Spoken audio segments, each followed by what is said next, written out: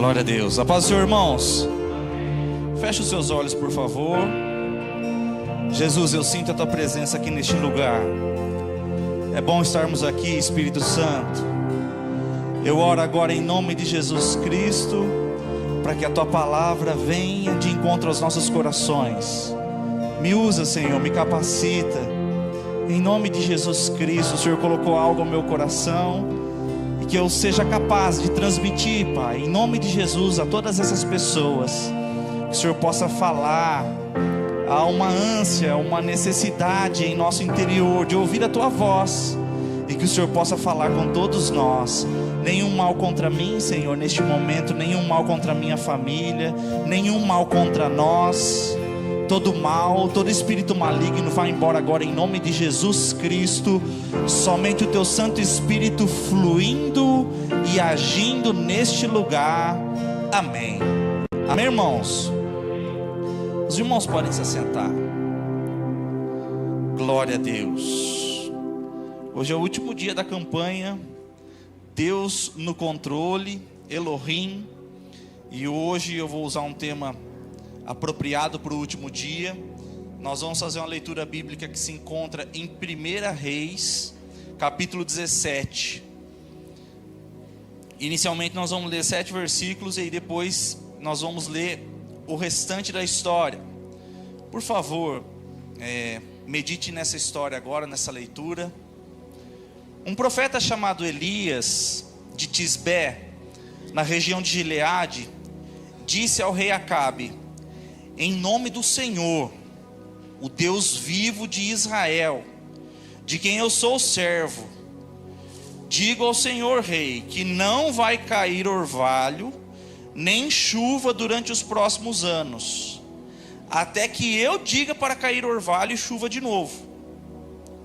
Então o Senhor Deus disse a Elias: saia daqui, vá para o leste e esconda-se perto do riacho de Querite, a leste do rio Jordão.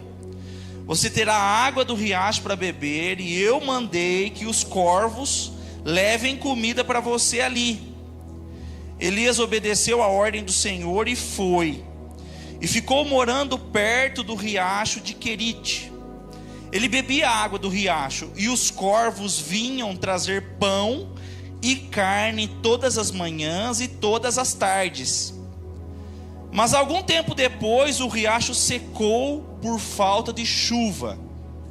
Nós vamos ler inicialmente até aqui essa história, e depois, no decorrer dessa mensagem, nós vamos ler até o fim dessa passagem. É bem interessante a leitura.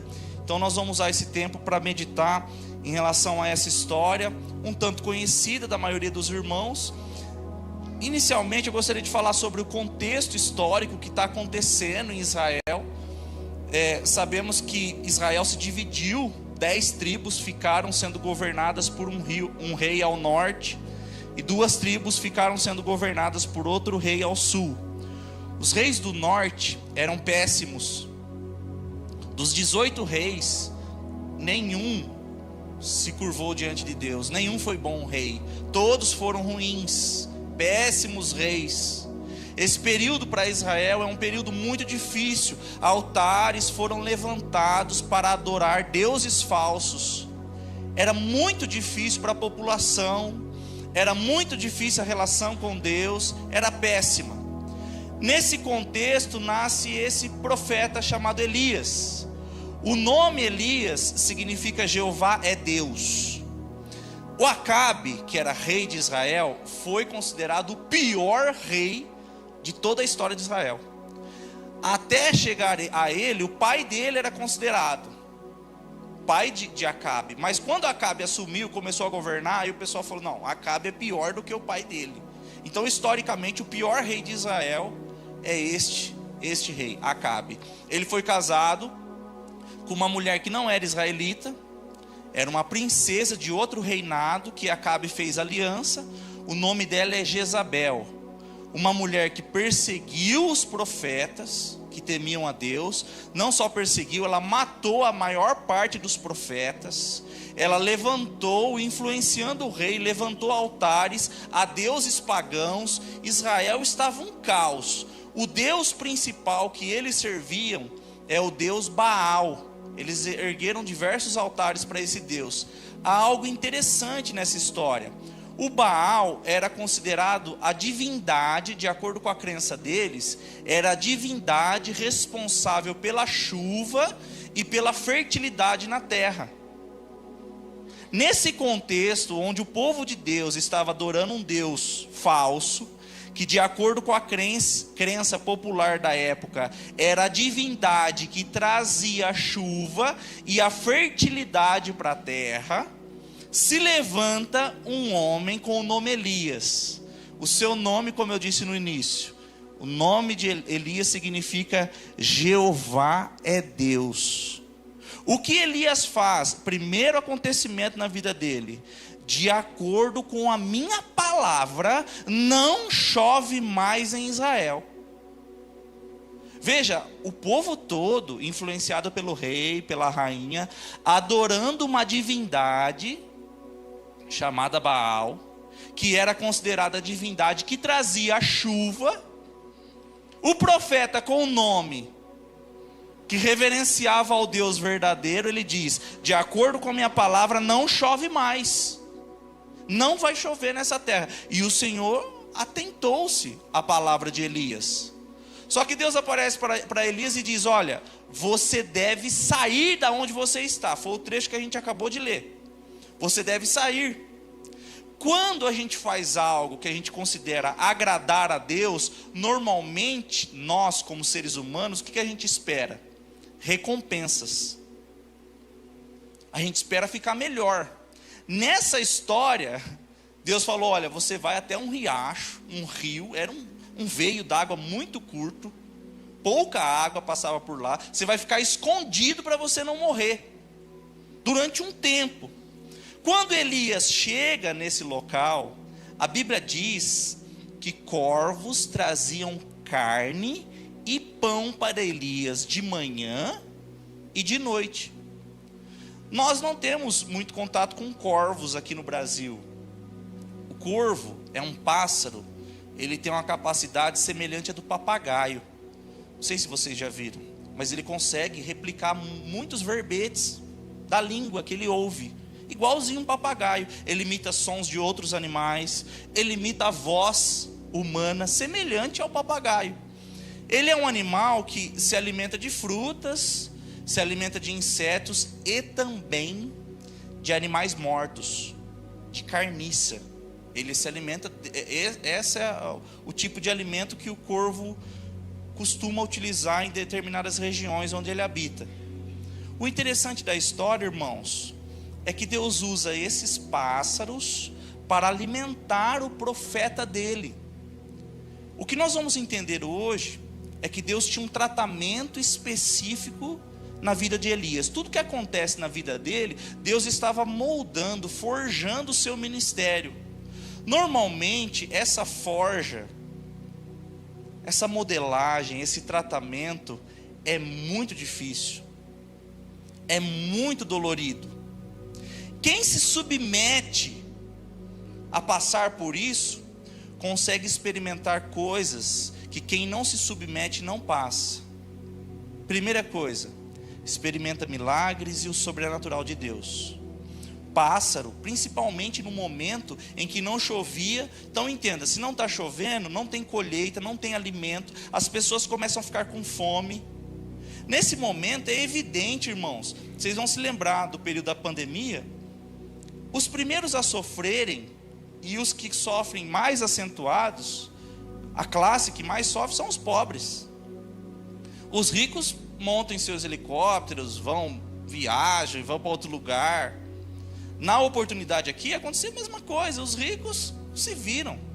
Tem pessoas para servir, tem gente para trazer. Agora, quem passa muita dificuldade são os pobres, em toda situação, independente da época do ano. Elias estava ali sendo servido por pássaros, e eu sou apaixonado pela palavra de Deus. Imagine a cena dele amanhecendo, acordando, e vem o pássaro. Eu não sei como que ele vinha carregando carne e pão.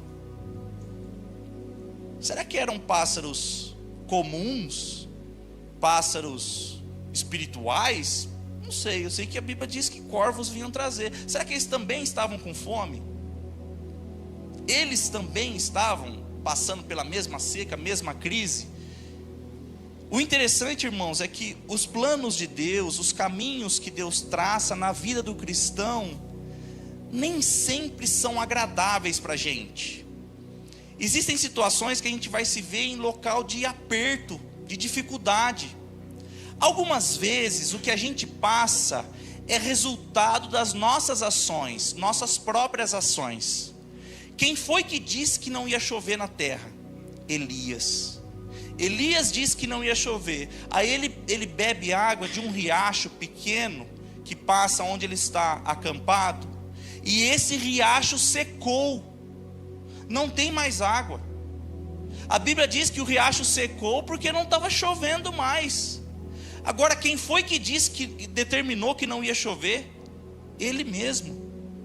Perceba que existem situações da nossa vida que a gente passa que é resultado das nossas próprias ações, resultado das nossas escolhas. Everson, Elias está obedecendo a Deus. Eu não estou dizendo que todas as escolhas são ruins. As escolhas ruins trazem consequências ruins. Everson, acabou a água, não é uma situação difícil? Imediatamente Deus preparou um escape para ele. Imediatamente. O próximo texto que nós vamos ler, Deus diz para ele: ó, você vai para uma cidade chamada Sarepta.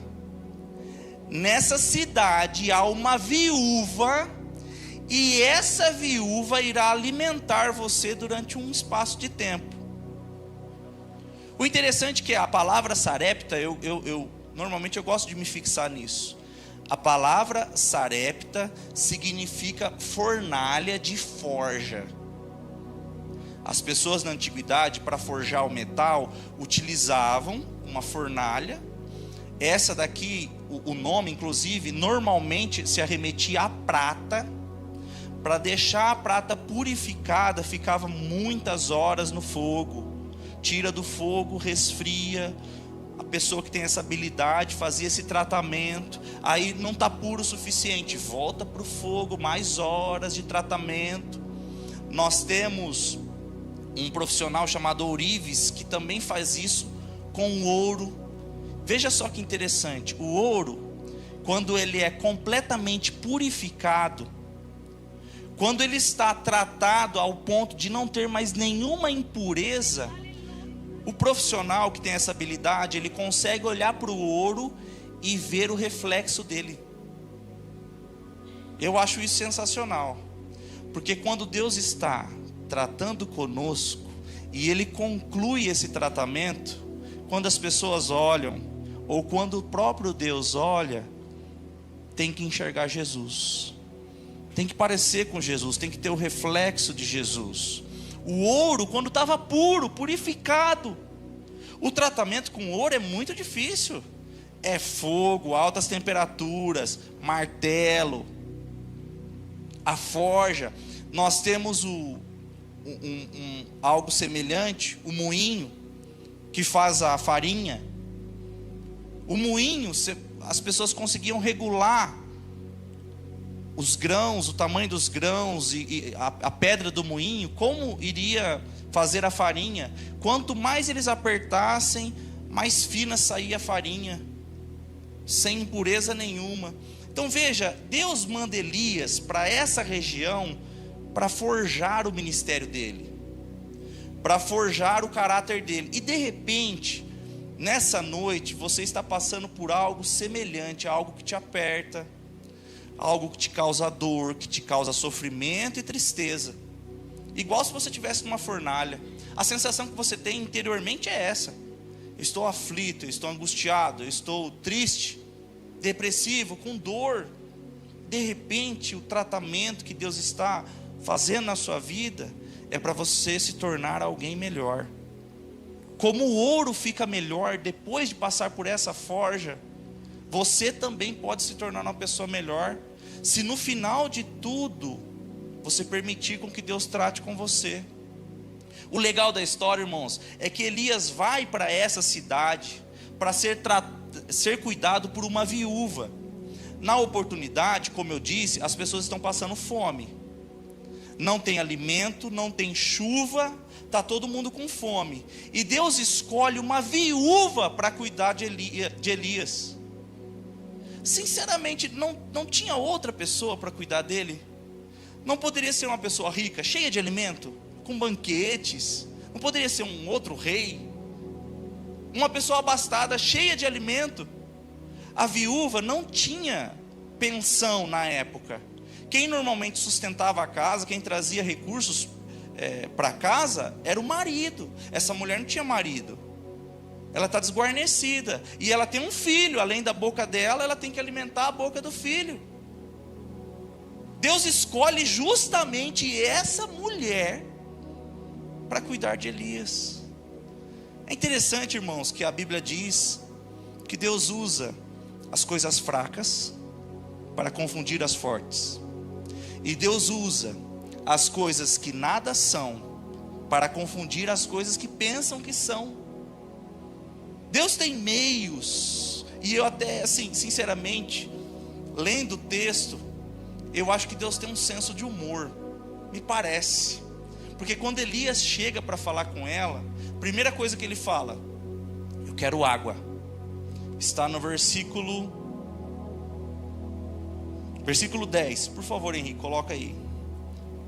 Então Elias foi para Sarepta. Quando estava chegando ao portão da cidade, ele encontrou a viúva, que estava catando lenha. Ele disse a ela: por favor, me dê um pouco de água para eu beber. Porém ela respondeu, versículo 11. Quando ela ia buscar a água, ele a chamou e disse: traga pão também, por favor.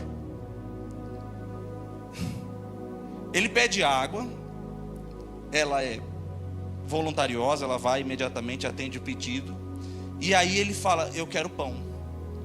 Gente, imagina a situação, é fome, é escassez, é uma viúva, e esse homem de Deus pedindo para ela trazer, além de água, trazer pão. Imediatamente a resposta dela, no versículo 13 é: porém ela respondeu: juro pelo seu Deus vivo. Não é o Deus dela. Sarepta é uma terra estrangeira, não faz parte do reinado de Israel, é Sidom. Lembra da história da mulher cananeia que clama Jesus? E aí tem a história dos cachorrinhos, da migalha que cai. É uma mulher estrangeira, lembra? Essa mulher era de Tiro e Sidom. Onde Elias está aqui é Sidom, é fora do território de Israel. E aí ela diz: juro pelo seu Deus vivo, o Senhor, que eu não tenho pão. Não tenho. Eu só tenho um punhado de farinha de trigo numa tigela e um pouco de azeite num jarro. Eu estou catando uns 2 pedaços de pau para cozinhar alguma coisa para mim e para o meu filho.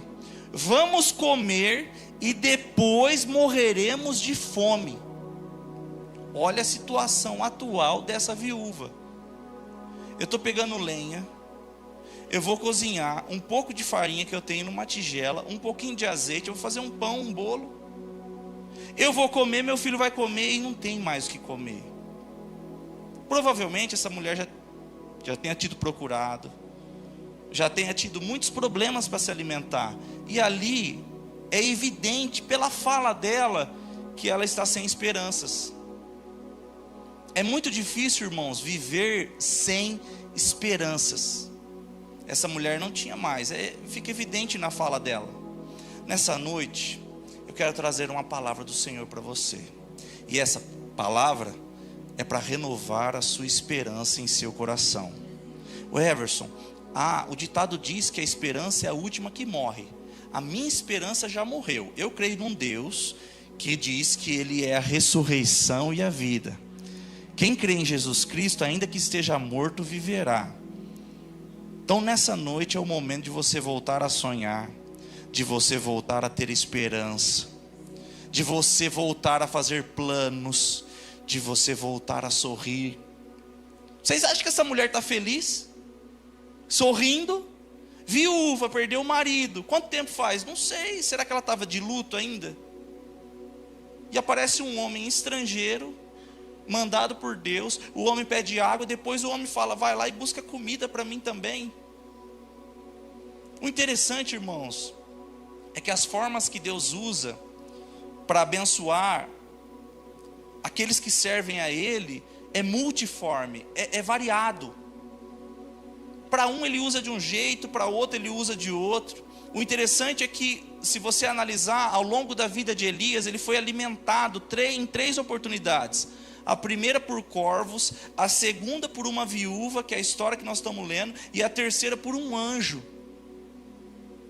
Um anjo alimentou Elias, corvos alimentaram Elias e uma viúva.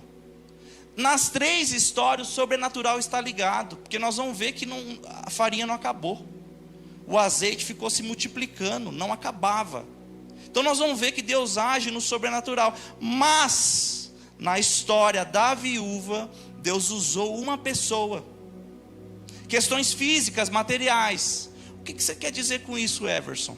Deus usa para abençoar os teus servos coisas sobrenaturais e naturais. Se você está doente, você vai no médico e o médico trata de você, não quer dizer que não seja Deus agindo. Deus está agindo por meios naturais. Se você tem um problema, uma causa, e você vai no advogado, e aí ele consegue resolver esse problema. Ah, mas eu queria que viesse um anjo. Nem sempre vai ser um anjo. Tem momento que é anjo, tem momento que é pássaro, e tem momento que é uma viúva. Deus usa meios naturais também para abençoar as pessoas. Uma vez eu ouvi uma história. Quando eu ouvi a primeira vez, eu ouvi como sendo verdadeira. Mas eu não sei o nome da pessoa, eu não sei realmente se é verdade. De qualquer forma, se for uma ilustração, cabe para aquilo que a gente está pregando hoje. A história era a seguinte: uma irmã da igreja está passando muita necessidade. E ela liga na rádio e diz: olha, é uma rádio evangélica, um canal evangélico, a frequência. E ela diz: olha, eu estou passando dificuldade, aperto, se algum irmão quiser fazer uma doação, o meu endereço é tal. E ela passa o endereço na frequência do rádio. Um satanista estava ouvindo a frequência do rádio. E aí ele diz para o pessoal que estava ali com ele, ajudando a ele, os aprendizes: olha, vocês vão no supermercado, vocês fazem a maior compra que vocês conseguirem. Pode comprar de tudo que tiver no supermercado: bolacha, alimento, Danone. Quem gosta de Danone? Compra bastante Danone, então. Compra de tudo. Leva lá, compra na casa dela, está aqui o endereço. Quando ela perguntar quem foi que mandou aquela compra, vocês vão responder: foi Satanás que mandou. Foi o diabo que mandou. Hoje nós vamos humilhar essa cristã, essa crente. Os aprendizes foram e fizeram exatamente o que ele falou. Chegaram na casa da irmã, a irmã: glória a Deus, graças a Deus, Deus já atendeu a minha oração, meu pedido. Aí aquele mundaréu de comida, aquelas caixas e descarregando, e as crianças já vai abrindo, né, o pacote de bolacha, já vai comendo, e aquela alegria, aquela correria. Graças a Deus, muito obrigado, Deus. A irmã já ia despedindo eles. A senhora não quer saber quem foi que mandou essa comida aqui na casa da senhora, essa compra gigantesca, esse monte de alimento? A senhora não quer saber? Não precisa, meu filho. Quando Deus manda, até o diabo obedece. Vamos aplaudir ao Senhor por isso.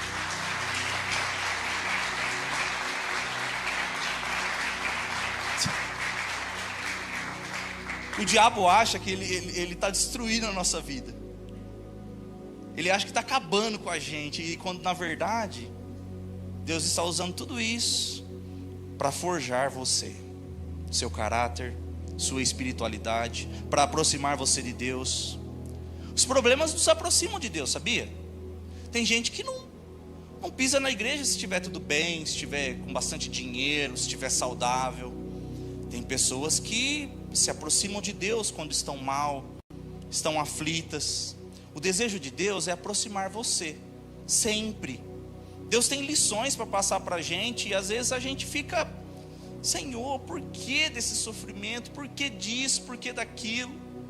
O legal é que Elias, versículo 15. Então a viúva foi e fez, versículo 13. Não se preocupe, disse Elias, vá preparar sua comida, mas primeiro faça um pãozinho com farinha, com a farinha que você tem, e traga-o para mim. Depois prepare o resto para você e para o seu filho. Gente, é muita audácia. Eu tenho 2 filhos pequenos. Quem come primeiro são as crianças. Sempre é assim. Quem come primeiro, tudo primeiro são as crianças. A prioridade são as crianças. Aí o profeta fala para a viúva que não tem o que comer: você vai preparar um pãozinho primeiro para mim. Depois, com o que restar, com a sobra, você vai fazer para você e para o seu filho. O reino de Deus, tem um livro que chama O Reino de Ponta Cabeça. É um reino de ponta cabeça mesmo. Se você não colocar Deus em primeiro lugar, em primeiro plano, você nunca será prioridade para Deus. A Bíblia diz assim: entrega o teu caminho ao Senhor, confia nele e tudo ele fará. Outro texto em Mateus capítulo 6: buscai em primeiro lugar o reino de Deus e a sua justiça, e todas as demais coisas vos serão acrescentadas. Todas essas coisas serão acrescentadas se vocês buscarem em primeiro lugar o reino de Deus. Jesus é o primeiro? Jesus é o primeiro em seu coração? Ele é o seu maior amor? Quando você está aflito, qual é a sua primeira opção? Os remédios. Everson, Deus não usa meios naturais? Usa, mas algumas pessoas vivem uma dependência. De repente é um amigo, vou contar tudo para ele, para o amigo, mas nunca conta nada para Deus, nunca dobra o joelho, nunca fala com o Senhor. Você vai fazer um bolo primeiro para mim, depois, com o que sobrar, você vai fazer para você e para o seu filho. Gente, imagina a fé dessa mulher, dessa viúva, acreditar nessa palavra. O próximo versículo, versículo 15. Então a viúva foi e fez como Elias tinha dito, e todos eles tiveram comida para muitos dias. Como o Senhor havia prometido por meio de Elias, não faltou farinha na tigela e nem azeite no jarro. Ficou se multiplicando a farinha na tigela e o azeite no jarro. Naquele momento que está todo mundo passando fome, ela também estava sem esperança. Ela achou que ela ia morrer de fome, que o filho dela ia morrer de fome, que não ia ter alimento. Mas ela ouviu uma palavra profética e ela obedeceu, ela creu, a esperança voltou ao seu coração, e mediante a sua obediência Deus operou milagres na casa dela. Nem ela, nem seu filho, nem Elias passaram fome, nenhum deles.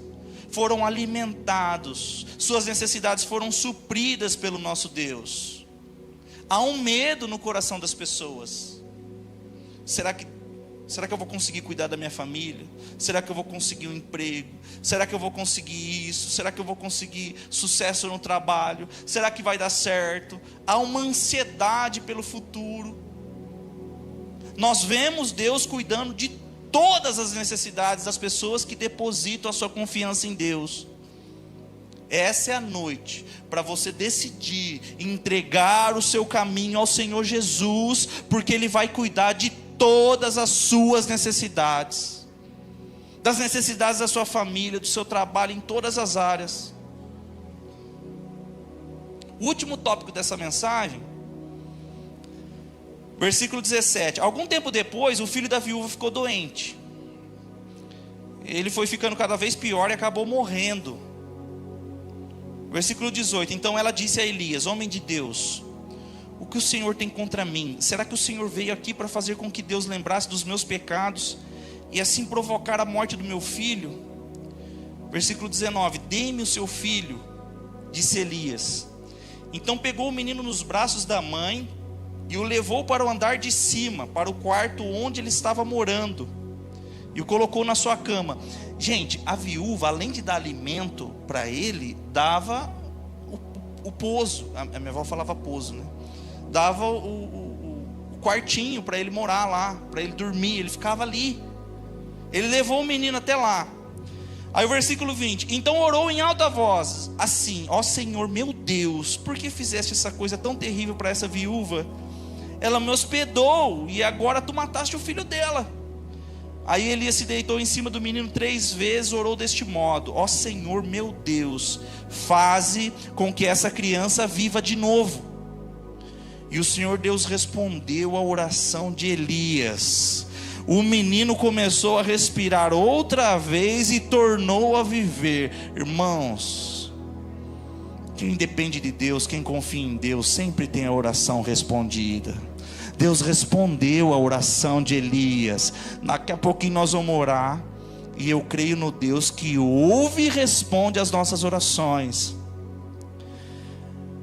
Versículo 22. E o Senhor Deus respondeu. Versículo 23. Elias pegou o menino, levou para baixo para sua mãe e disse: veja, o seu filho está vivo. Eu acho que ele ficou com medo dela aqui, né? Não falou ressuscitou. Não, seu filho está bem, está vivo, está normal. Versículo 24. Então ela disse a Elias: agora eu sei que o Senhor é um homem de Deus, e que Deus realmente fala por meio do Senhor. Sabe como as pessoas vão perceber que Deus está na nossa vida? Através do nosso sofrimento, da nossa dor, do nosso choro. Porque no fim de tudo nós vamos olhar e nós vamos ver sempre Deus ao nosso lado. Nunca sozinho, nunca desamparado. Há um Deus poderoso olhando para você. Ah, mas será que Deus me vê? Deus vê a sua necessidade. E as pessoas vão reconhecer que Deus está na sua vida quando esses milagres passarem a acontecer, quando for comum o sobrenatural de Deus. Eu quero que você se coloque em pé nesse instante. Nós vamos fazer uma oração. A equipe de louvor vai cantar esse louvor, que está bem relacionado à mensagem que o Senhor trouxe a nós. E eu quero que você ore. São poucos minutos. Daqui a pouquinho a gente vai embora. Esses minutos, tão poucos. Se você orar com fé, dedicar esse tempo ao Senhor, o Senhor vai ouvir a tua voz. O Senhor vai ouvir a sua oração. Ele vai atender o seu clamor. E eu tenho certeza, numa mudança de vida, numa transformação de história. Elias experimentou, ele nunca tinha visto ninguém ressuscitar. Ele orou e o menino ressurgiu na frente dele e voltou a respirar. Neste momento nós vamos orar, e o sobrenatural de Deus vai acontecer, para com você e para com a sua família. Feche os seus olhos. Espírito Santo de Deus, eu creio na tua palavra, creio no poder de Jesus Cristo de Nazaré. Essas pessoas que estão aqui orando, Senhor, estão vivendo pela fé. Alguns estão quebrados, Senhor, humilhados, tristes, angustiados. A situação atual, Senhor, é que está faltando tudo, até alimento. Falta tudo, Senhor. Falta dinheiro, falta trabalho, questões familiares mal resolvidas, tanta tristeza, Senhor. Elias teve que fugir da presença do rei, fugir. O Senhor cuidou dele. O Senhor enviou os pássaros, enviou aquela viúva. Nessa noite eu peço a tua provisão. Nós cremos no Deus que está no controle. O Senhor está no controle. Alguns já perderam a fé, Senhor, não conseguem mais acreditar. O coração ficou endurecido. Tantos anos sofrendo, tantas vezes que já pediram, Espírito Santo de Deus, Traga de volta a fé desse irmão, dessa irmã, em nome de Jesus Cristo. O Senhor disse: eu sou a ressurreição e a vida. Quem crê em mim, ainda que esteja morto, viverá. Traga de volta, Senhor. Traga de volta a vida, a fé, os sonhos, os projetos dessas pessoas. Quantos já desistiram? Vamos comer, eu vou comer, meu filho vai comer, nós vamos morrer. Acabou a vida, acabou a esperança. Espírito Santo de Deus, reverta esse quadro agora. Em nome de Jesus Cristo. Há uma unção sobre nós, irmãos. Shadarabakarabashai. Suidebashei. Há uma unção sobre nós. Deus fará algo surpreendente no seu trabalho. Deus fará algo surpreendente na sua casa, na sua família, nas suas finanças. Onde está vindo esses recursos? O Senhor estará multiplicando os seus recursos. Shadarabakarabashai. Alguns têm o hábito, Senhor, de sofrer, de passar necessidade, de passar falta. Espírito Santo de Deus, faça multiplicar a fé, em nome de Jesus Cristo. Que não falte mais a fé nesse coração.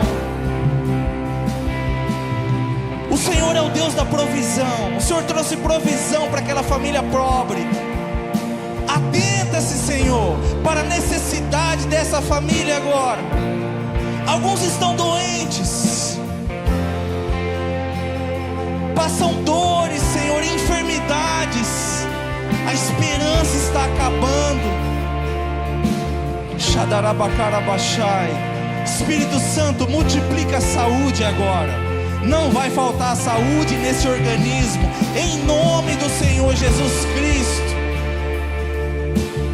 Da mesma forma que não faltou azeite na botija, não faltou farinha, Senhor, na tigela. Todos nós viveremos o sobrenatural de Deus. Estamos vivendo pela fé, Senhor, não por vista. A gente não consegue enxergar, não dá para enxergar o teu agir, mas pela fé eu creio, Senhor. Eu creio na mudança, na transformação. Enquanto muitos morriam de fome, passavam necessidade, na casa dessa mulher havia farinha, havia azeite transbordando. Em nome do Senhor Jesus Cristo, abençoa essa mulher, Senhor. Abençoa esse homem. Shadarabakarabashai. Nós vamos cantar mais uma vez essa canção. Cante de todo o seu coração. Vamos engrandecer o nosso Deus. Ele é o Deus do impossível. É o Deus que está no controle. Eu posso até estar aflito, Shadarabakarabashai. eu posso até chorar, eu posso até sofrer. Suidebashai. Amanhã virá e minha fé será recompensada e o meu Deus não falha. Vamos cantar bem forte ao Senhor Jesus. Shadarabakarabashai. Eu posso até estar ferido, mas Suidebashai. eu posso ser provado para ser aprovado. Shadabakarabashai. Mas o amanhã virá e minha fé será recompensada e o meu Deus não falha. Shadabakarabashai. Sudabakarabash. Não vivo pela vista, não.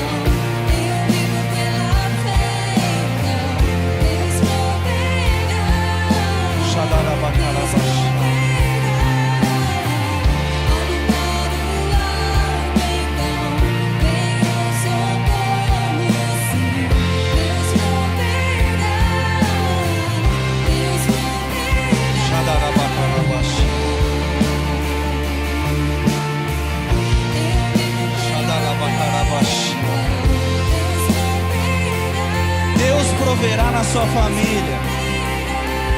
Deus proverá em seu trabalho, nos seus negócios. Deus proverá saúde, saúde física, emocional, espiritual.